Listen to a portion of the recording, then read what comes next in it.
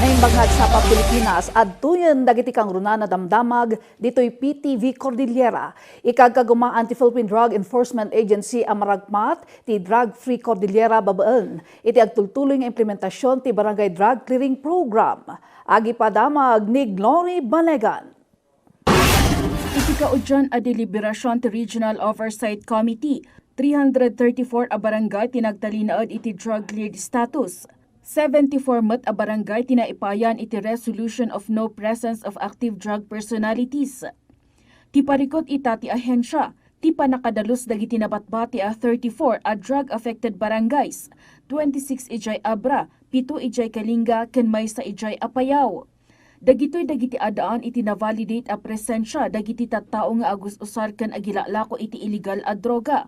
Operasyon ti drug den, protector ken financier ti illegal drug activities, ken dagiti cultivator wano manufacturer ti illegal a droga. Kaso ngayon ay wala pa yung mga folders nila. Some barangays interested kasi walang problema. Some barangays na meron pa talagang active drug personalities na naka-watchlist, yun yung isang ginagawa ng paraan para mahuli. Pero once na nahuli yung mga active drug personalities, that's the time na makapag-apply na sila na drug cleared status. Tarigaga iti pideya kar asakbay tingudo ti agdama atawan. Agsumitiran iti aplikasyon da para iti drug cleared status dagiti masaanan a barangay tapno maipasidongan iti deliberasyon into Nobyembre. 16 met a munisipyo ti kayat nga agaplikar para iti drug cleared status.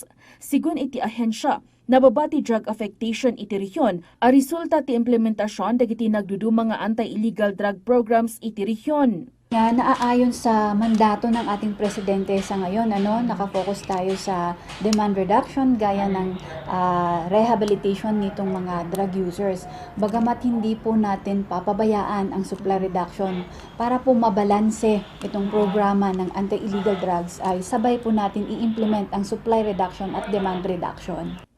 Panggap ti Barangay Drug Clearing Program ang marisot ti parikot iti illegal a droga ken maragpat ti drug resilient ken self-policing communities iti tulong dagiti lokal a gobyerno, dagiti ahensya ti gobyerno ken dagiti nagdudumang nga stakeholders.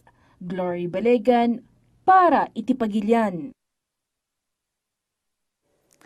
Talupulo a sigud a rebelde sa Jay Abra ti Imawad, iti livelihood assistance iti sidong ti Integrated Livelihood Program ti Department of Labor and Employment.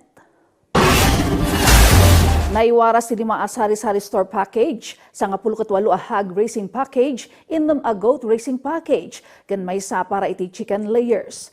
Impanamnaman ni Dolica Regional Director Nathaniel Lacambra a kanayon a silulukat ti gobyerno ken nakasagana a mangawat kadagiti agtarigagay nga agsubli ito normal a panagbiag.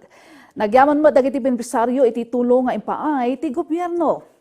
Panggap ti Dole Integrated Livelihood Program matulungan dagiti agkasapulan baban iti pangipaay iti livelihood assistance mabalin dagitoy a pagrugyan. Iti sabali adamag na ibida ti Namaris ken isang sangayan na kultura ti Bontoc Mountain Province iti panakarambak ti 19th Am-Among Festival ti munisipyo.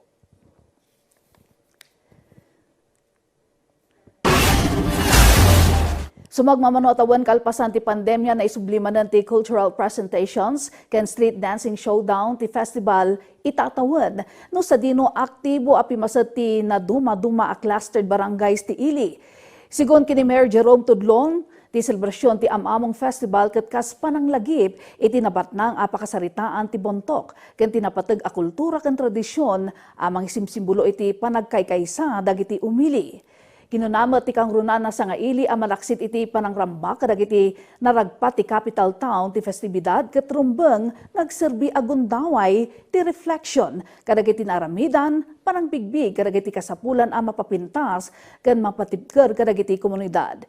Inalukon na pay dagiti umili nga agkaykaysa para iti maymay sa apanggep ti mangbukal iti napimpintas nakapkapya ken nadurduras a Bontoc.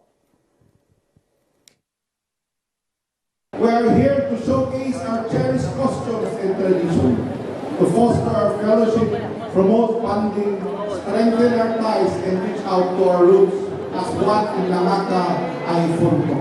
Our shared responsibility to continue to shape a brand of leadership and government that reflects the true values, culture, and collective aspirations. Dagiti kang runa na damdamag dito'y PTV Cordillera. Maawis kami nga i-like and i-follow ti PTV Cordillera iti Facebook and TikTok kan subscribe iti PTV Cordillera YouTube channel. Para iti PTV Balita ngayon sa probinsya, siya ni Ala Sunduan na imbang aldaw kada kayo amin.